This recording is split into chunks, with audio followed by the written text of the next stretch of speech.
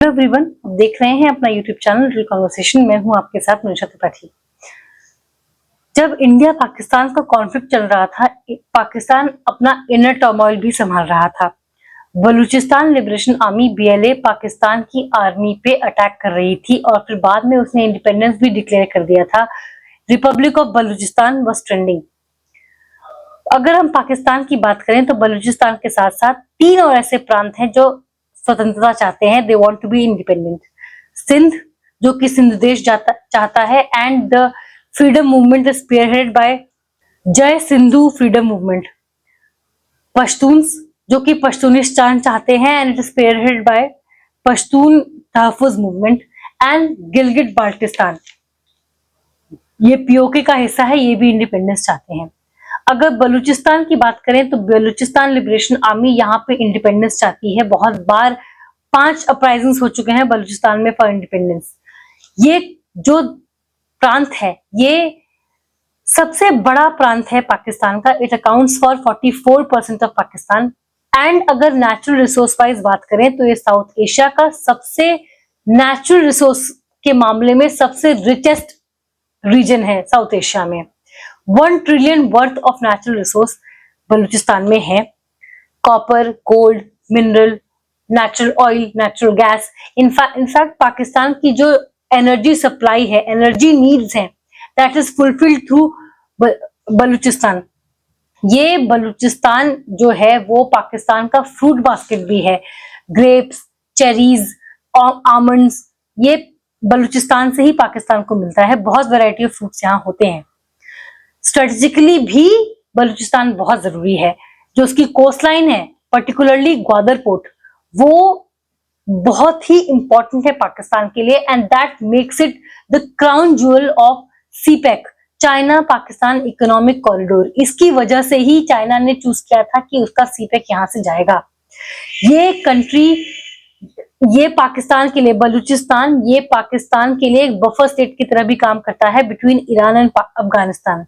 And despite it's economic and strategic importance, Balochistan Pakistan का सबसे गरीब प्रांत है, हेविली मिलिटराइज्ड है। अगर हम सिंध की बात करें तो जो सिंधु देश ये लोग मांग रहे हैं, इसकी डिमांड तो 1960 से है, लेकिन जो इसका लेटेस्ट ट्रिगर था जिसकी वजह से fresh round of protest erupt हो गए, वो था एक ऐसा प्रोजेक्ट जो कि ये प्रपोज कर रहा है कि एक कनाल बनाया जाए इंडस ट्रीटी पे, जो कि पानी, सिंध के हिस्से का पानी पंजाब को डाइवर्ट करेगा।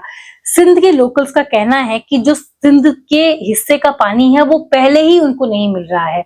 दरअसल पाकिस्तान का जो पानी है उसकी डिस्ट्रीब्यूशन जो है among it's province is governed bye apportionment of Indus water among the provinces of Pakistan. ये इसके तहत जो सिंध के हिस्से का पानी है वो हिस्सा सिंध को नहीं मिल रहा है, वो हिस्सा पंजाब को मिल रहा है। और अगर ये कैनाल फर्दर बनता है तो एक ऐसा रीजन जो पहले से ही सूखे की मार झेल रहा है और तकलीफ में आ जाएगा। ऑल्सो लोकल्स का कहना यह है कि जो लैंड है, जो वाटर रिसोर्सेज है, जो नेचुरल रिसोर्सेज हैं, वो कॉर्पोरेट फार्मिंग के फायदे के लिए यूज की जा रही हैं।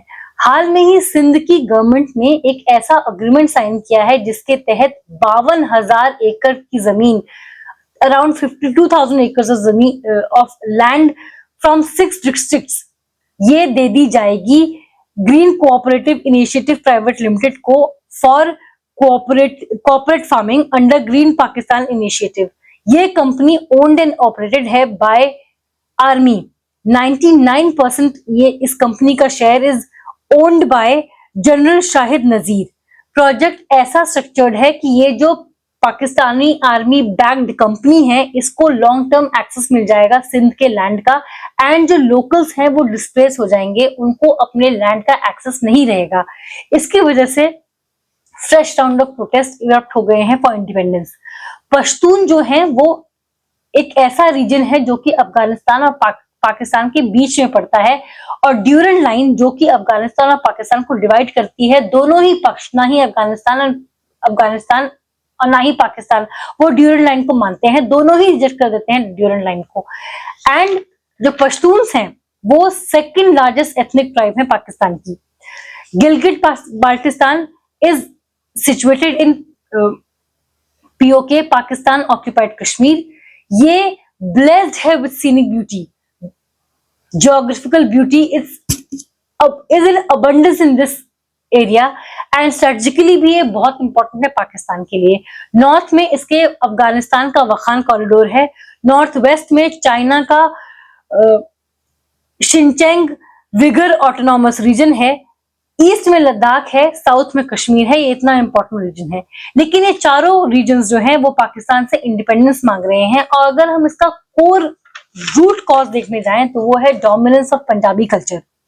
पंजाब का मैक्सिमम सीट है इन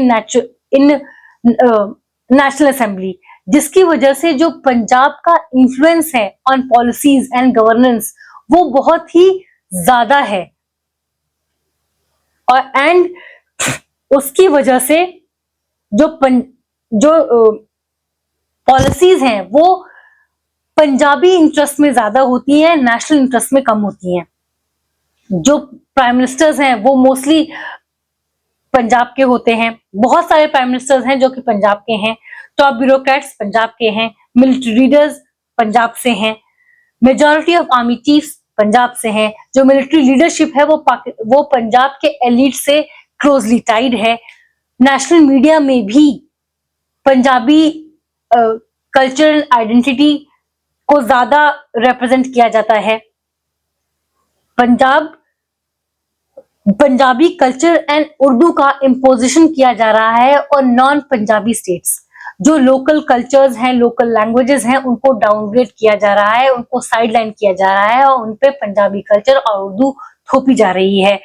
इसकी वजह से एक सेंस ऑफ मार्जिनलाइजेशन है among non Punjabis. Enforced disappearance, forced conversion, violation of human rights, sexual violence, ये rampant है, बहुत ज्यादा ब्रूटली इन लोग कोई भी अगर अपराइजिंग होती है, कोई भी प्रोटेस्ट अगर होती है तो बहुत ही ब्रूटली उसको क्रश किया जाता है, बहुत ही मिसट्रीट किया जाता है नॉन पंजाबी कल्चर्स को। डेवलपमेंट का और गवर्नेंस का कोई भी बेनिफिट नॉन पंजाबीज को नहीं मिलता है, जिसकी वजह से रिजेंटमेंट हो गई है। 1971 में जो बांग्लादेश आजाद हुआ था उसकी एक वजह यही थी कि बांग्लादेश में जो उस समय ईस्ट पाकिस्तान था वहां पे बंगाल का कल्चर और लैंग्वेज डोमिनेंट थी और उस पे पंजाबी कल्चर को थोपा जा रहा था, जिसकी वजह से रिजेंटमेंट हुआ and it led to the movement for liberation of Bangladesh.